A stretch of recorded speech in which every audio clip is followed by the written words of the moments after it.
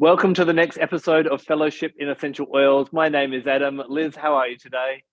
I'm really well, thanks, Adam. But we are a bit dodgy. We've got terrible rain, have had for days here, and we just had a power outage. So I hope we're going to be okay and be able to stay on air today. So if you disappear on me, I won't take it personally that I've said something wrong. Well, might be. Could be that too. Well, I hope you don't disappear on us, because this week we're looking at PERU Balsam. This is an oil that, I know you in the past you've talked about, you've got your inner circle. This is one that's not in my inner circle. It might not even be in my outer circle. It's kind of sitting there and I really don't use it too much, but I know that you're very, very passionate about it today. So today might be the Liz won't shut up show, but I've got a few things that I'll share along the way. So what can you tell us first of all about where does this oil come from? Well, so the first thing to say is Peru Balsam does not come from Peru. And so the whole story behind that is so interesting. So I will kind of build up to it, because I think in the future, maybe this will be another subject of one of my books, because I'm so fascinated by this story. And there's so much more research that could be done that I can't see that anybody else has done before. But it is an oil that my mum always used. It's always been in our family. We've always used it a lot, specifically for eczema and for dermatitis and that kind of stuff. But it's one of those oils that I have fads on, and I go, oh, I want to have it around me all the time, and then I put it away and forget about it. And usually when I've put it away, it's because my husband's gone, oh, you've not got that out again. It damages everything it touches. So if anybody hasn't seen it before, it's a really thick, it's like treacle. And if you put it in the bath, don't put it in the bath because it ruins the enamel. And don't put it on your windowsill, because if it goes through the paint, and then when you paint over it, it comes through the paint again. So it's a particular popular oil in my house. But I wanted to talk a bit about the history, because if you look it up in Battaglia, for instance, he has like one line that's one of those kind of statements that I go, wait, what? And he talks about how suddenly the Pope in the 16th century said, oh, we can have this part of the holy anointing oil. And I was like, wait, what? What's the story behind that? So I went on this enormous journey to find out. So first of all, what is Peru Balsam essential oil? Well, so we call it the balsam tree, so as we're not too confusing. The balsam tree is an evergreen tree, which is very, very tall, grows to around about 130 feet high. As I say, evergreen, big kind of long leaves like fingers, pretty white flowers with very long yellow stamens, very fragrant. Everything about all parts of the plant are fragrant. And these stamens, after the bees and insects have pollinated, are obviously fertilized, become a fruit, and actually become a bean. This is Jack and the Beanstalk, really. This is a really tall beanstalk. And so the pods are around about 10 centimeters long, but just one little bean inside each one, and they're black. So you could be excused for thinking that came from the bean, but it does not. It comes from the bark of the tree. So the people that harvest this are called balsameros, and they, in times gone by, were important people, big tribal industry, and it's been very much passed from father to son.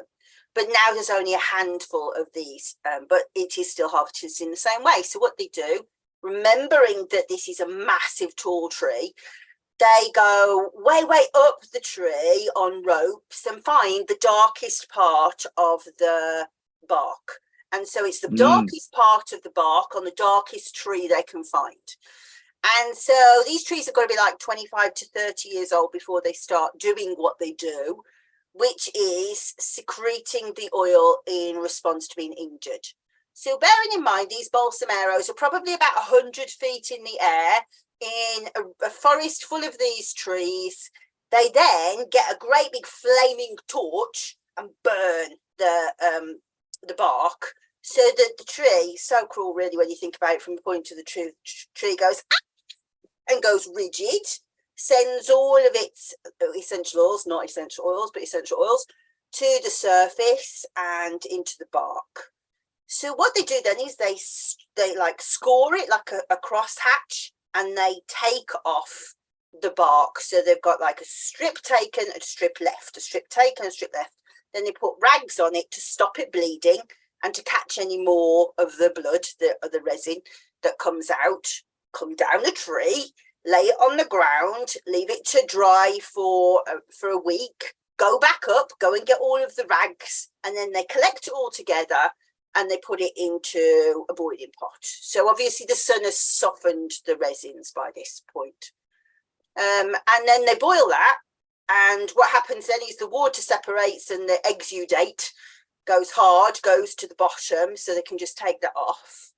And then they distill that, and that's what we get here, which is the essential oil. So I don't know if it's too dark to see, but it's really thick, resinous. No, you can't really see it, but it's like treacle, really. And I mean, we've got records right back to sort of 1570 that describe that it was done that way even then. So this is carried on and carried on. I actually did find a 1-minute video on YouTube of watching the guy with the ropes up, burning it, fanning it, doing the whole shebang kind of thing. Yeah. And so we'll share that below. Yeah, so there is also like another essential that's similar that I never really see for sale anymore, but we do have in our collection, which is tolu. And tolu is kind of a cousin of the tree. And rather than sort of going right and incising, they kind of just stab it. They don't set it on fire. But so that's a kind of a yellowy one, but very, very similar kind of thing. So what you get though from this oil then is this thick treacle, which smells really, the best description is like vanilla, but with smoke.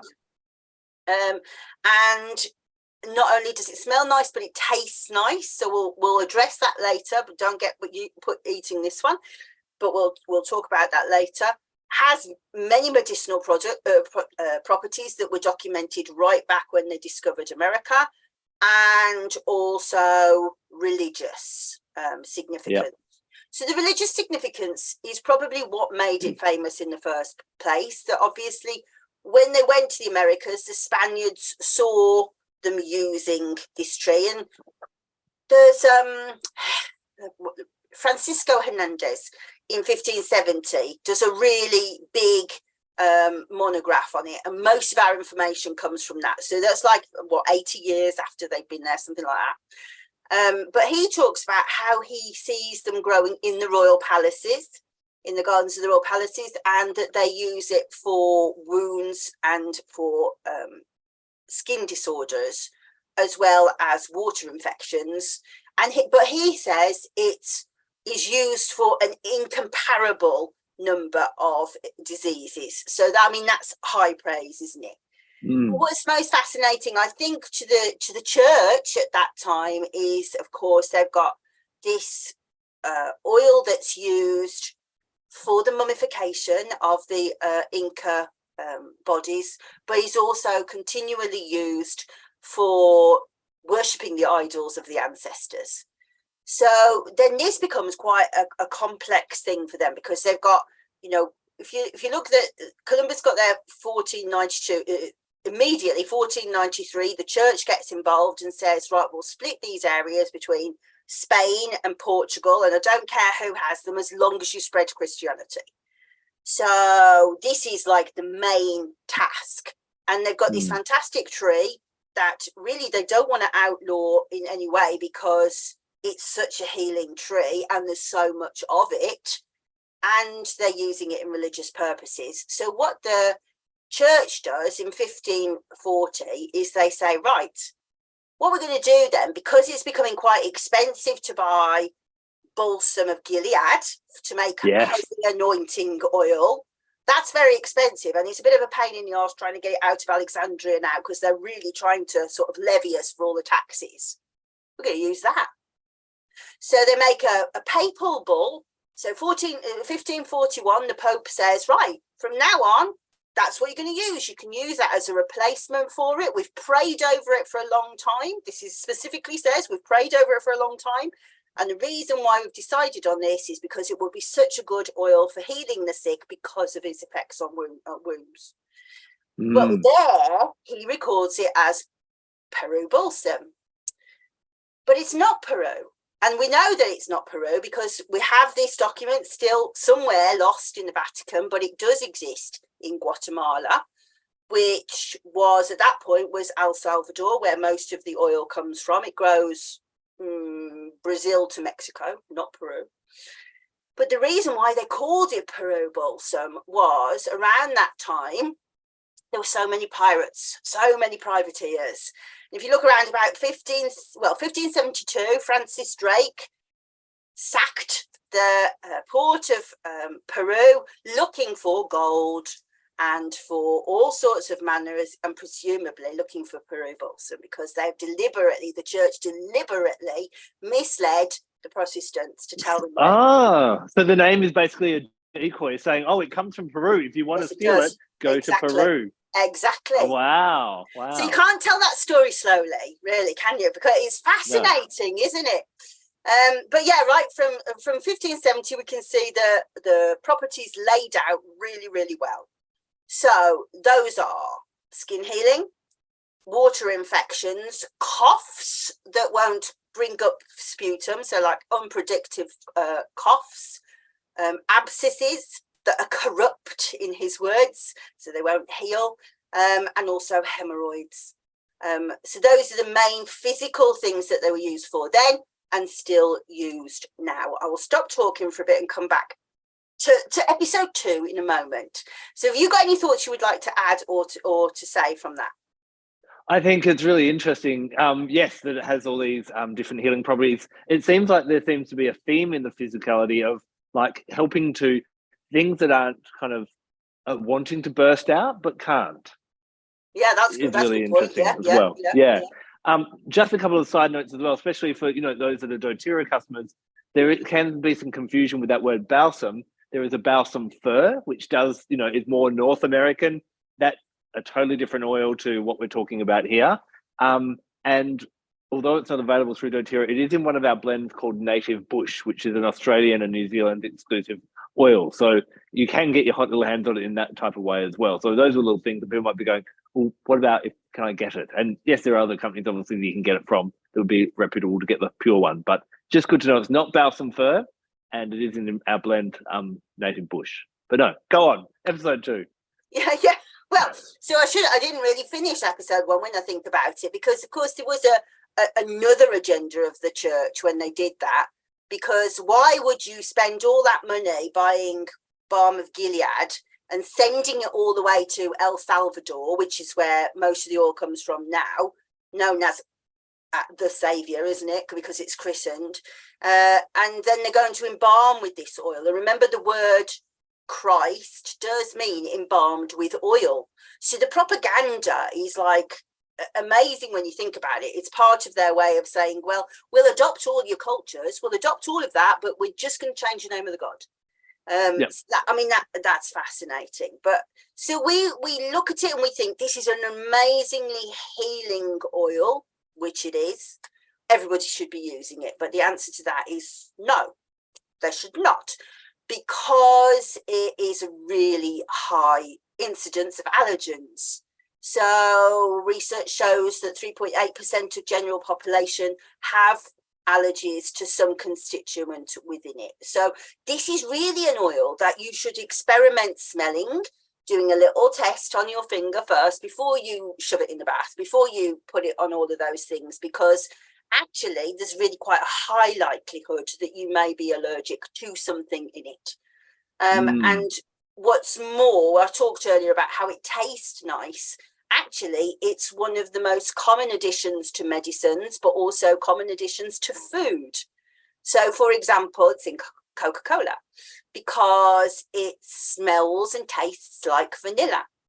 And there are loads and loads of foods that have the similar kind of chemicals in it that are high possibilities of allergens. So the sort of two main allergens, the benzoate, which is, didn't do my homework, about 60% of the oil, and then cinnamic acid, which is about 5% of the oil. They're the main allergens in it. Cinnamic acid, for example, turns up in tomatoes. So if you're allergic to tomatoes, the chances are you're going to be allergic to this. Likewise, it's in like cloves, nutmegs, all of those kind of things. So if you are somebody who kind of has allergies to those or gets migraines to those, there is a chance that you'll be allergic to this. And the other thing is that it actually is used on some adhesives, on plasters. So again, if you've had plaster allergies, sticking plaster allergies, it could be this, not necessarily, because there's lots of different things, but it could be. So that's a big thing. So if you have got an allergy to it, then usually it's a contact dermatitis, which is a shame, isn't it, when you think that we're talking about something that's so good for eczema, dermatitis, psoriasis, all of those things respond really well to it. But also, if you're allergic, that is probably going to be the first thing. But sometimes if you drink, if like somebody who's drunk it in Coke, for example, lips, tongue, hives on the skin. So the chances are you will have reacted in some way to it before, and think about that before you use it.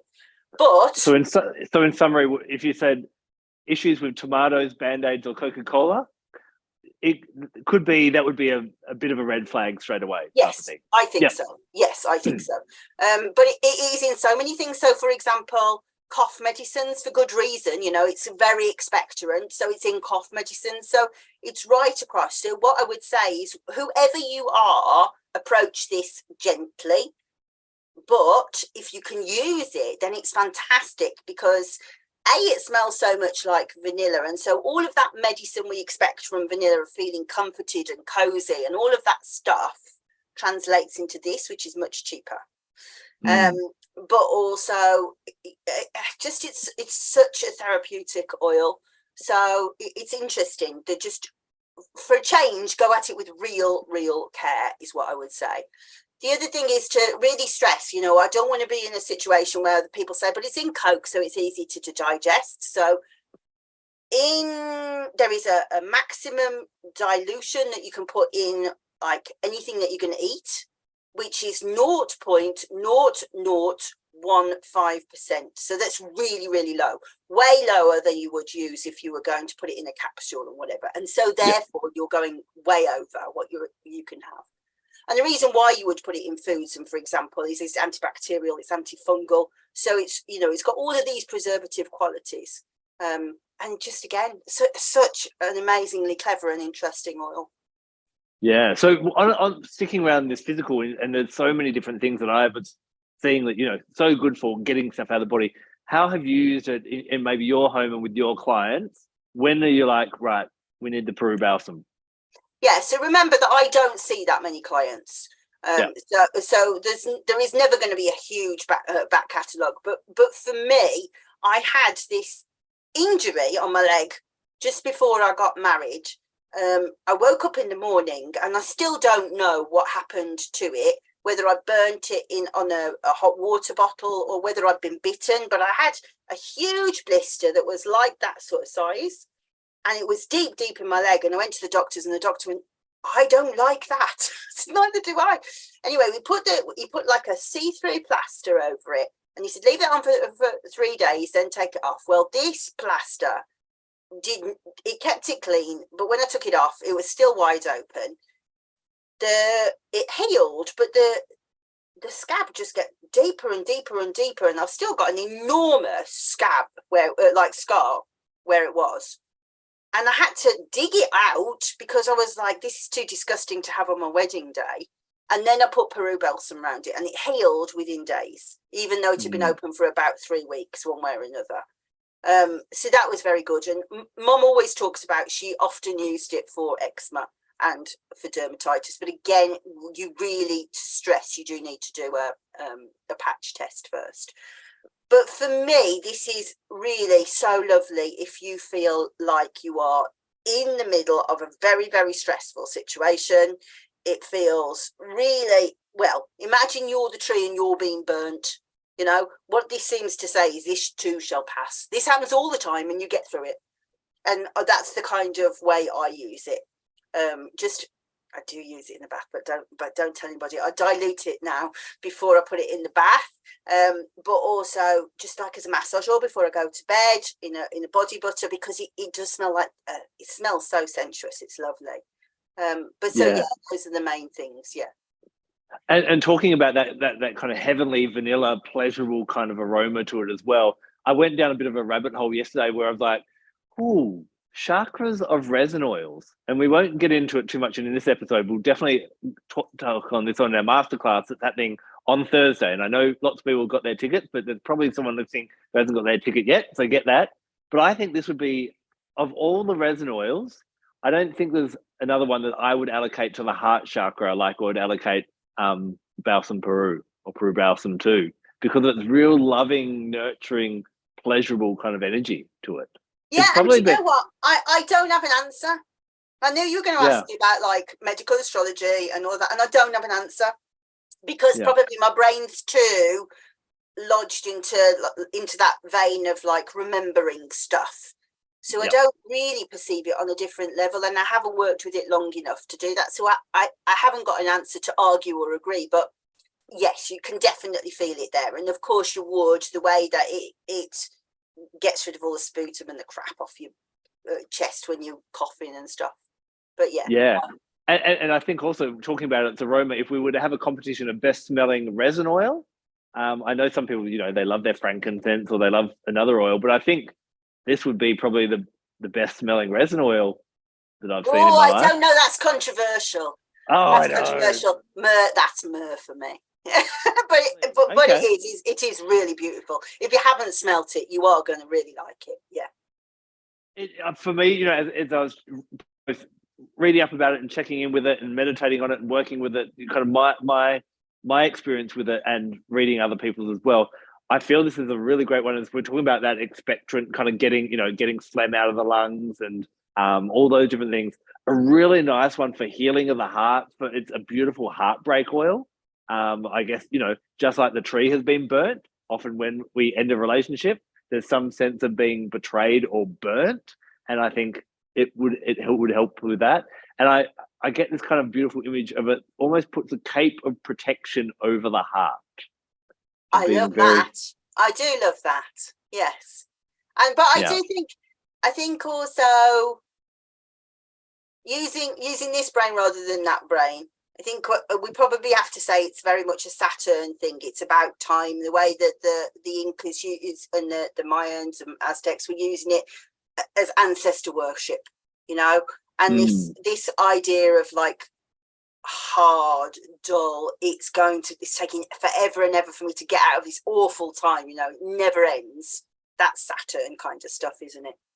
Yeah. And I guess even the consistency of the essential oil being so thick, it does take, it's almost like vetiver.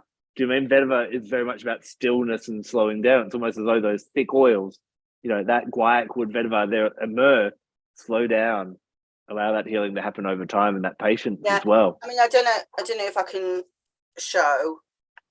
See if I can. See if it'll drip. It's almost like glue. So like when vetiver and let's do that.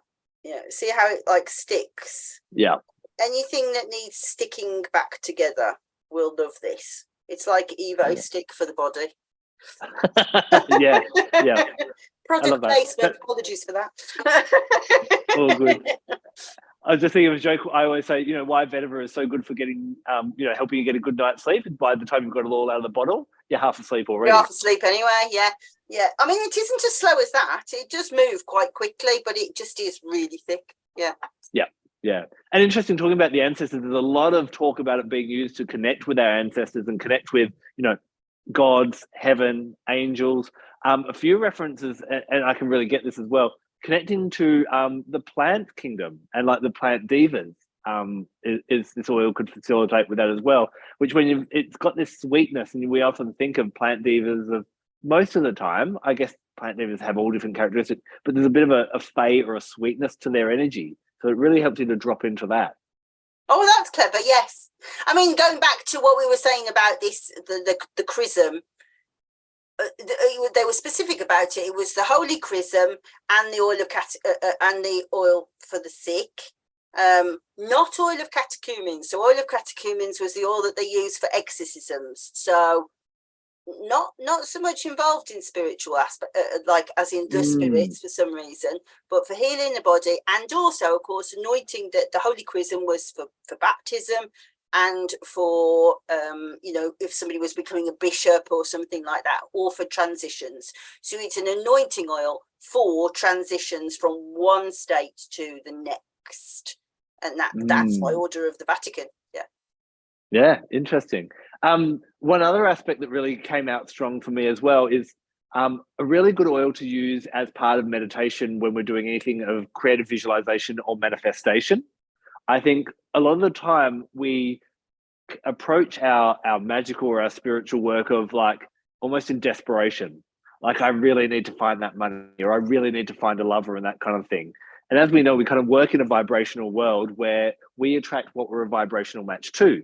So if we're focusing on I'm desperate for money, and that's the energy we put out into the world, then we're just kind of rippling out desperation for money and not actually that feeling. We know that this is a feeling world, and if we want to, you almost have to kind of fake it till you make it energetically. So you have to pretend that you have a partner. You have to pretend that you have the money and feel what that's like, and then send that out in ripples to the universe.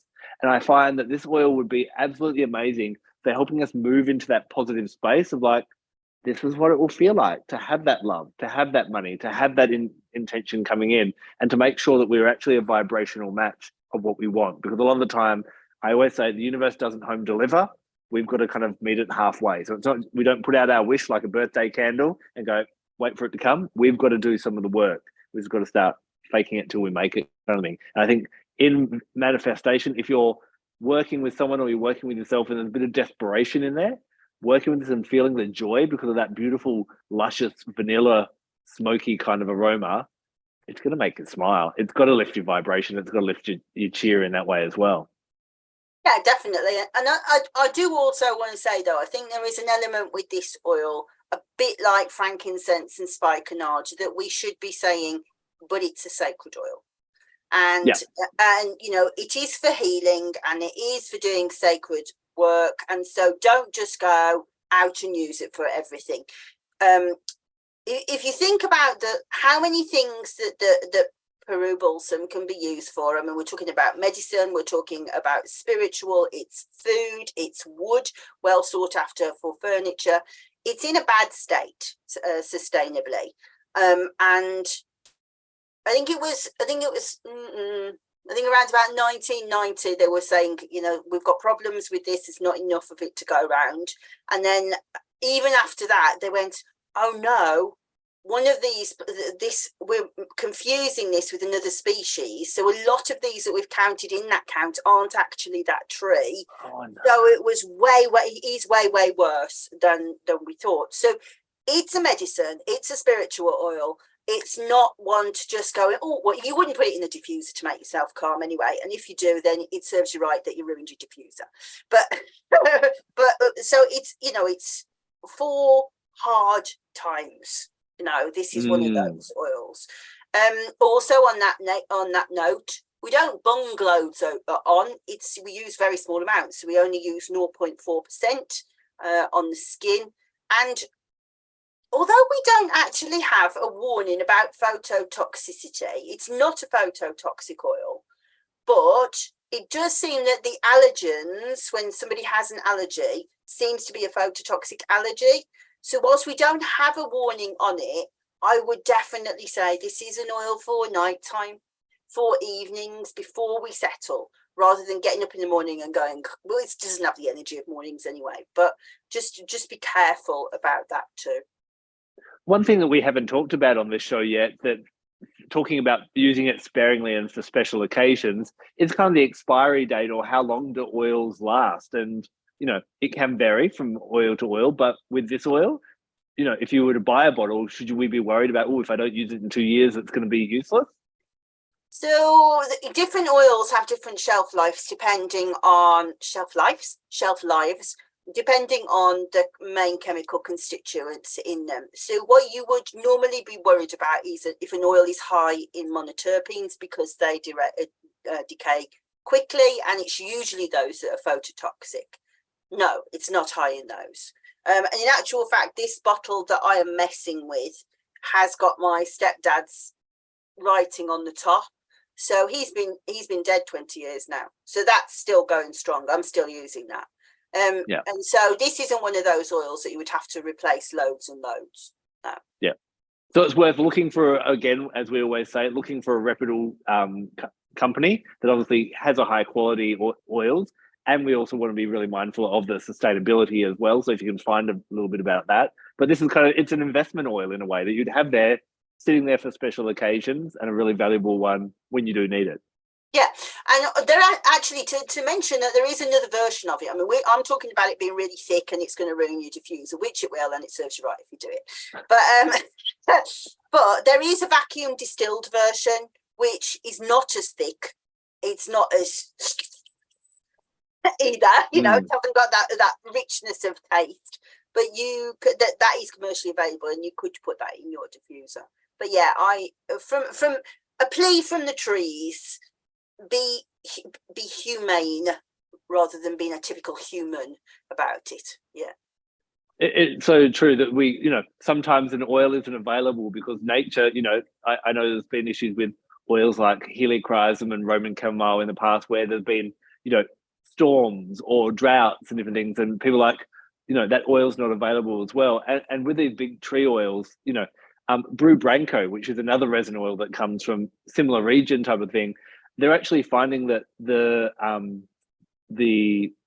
boosting up the publicity of this oil is actually helping because the tree is better alive than dead, and so it's actually helping to save the forest in the area because they're like, we can't chop this bit down of the Amazon because we need those trees in that way. But people need to be mindful. Rosewood is a classic one that for a long time I see it in a lot of the old aromatherapy texts, and I saw some oracle cards that had rosewood as one of the cards, and it is a nice smelling oil, but the sustainability of that is very questionable a lot of the time. Yeah, I agree totally. And actually, going back to that papal bull, when they said you could use, and that's what it's called when it's an edict. I'm not calling it bull, but yeah, bull. Yeah. It does say in there that if you chop the trees down now, because they have become part of the holy anointing oil, if you chop them down, it would be sacrilegious. So, so you can't pick and choose the bits. If you want to be observing that it's a holy oil, then you need to observe that it is a holy oil, and you can't just keep taking it. It's a holy oil from a holy tree. So honor the Correct. tree. Again, don't just honor the gift that it gives us type of thing. Yeah. Really important. Yeah. So for you overall, how would you personify it, or personify it as an oil, or even spiritually, where would you be reaching for it on that high emotions and high spiritual kind of level, do you think? To translate, this too shall pass. We all get to times where we can't fight any longer. And if it was going for, I always describe fennel as being like that, as if you're running a marathon, physical battles. Fennel's really good for that, but this is very much I just can't take the heat any longer. And we all have that sometimes, don't we? And it's very good for it's almost like anesthetic to the spirit. It just goes shh. And then the next morning you're like, I can do this now. I can do this. Yeah. And even when you think about the two words that you've described, the aroma of smoky and vanilla-ish, vanilla we obviously associate with pleasure. I remember reading that the most loved aroma around the world is actually vanilla. It's the most popular smell, regardless of culture and background and that type of thing. So we've got the vanilla, which is that pleasure, but that smokiness, it's almost like it represents not the light at the end of the tunnel, but the light after coming out of a thick smoke or kind of coming out of a fire. Yep. And, you know, in places like Australia, one of the biggest risks we have to our livelihoods, the environment and so on, are these devastating bushfires that come through and destroy everything. And that's kind of whenever we've been burned, whenever we've gone through that fire, it's almost, I guess, if you had to give it an animal, it's kind of like a bit of a phoenix out of the ashes kind of oil in that way. Yeah, agreed. Yeah.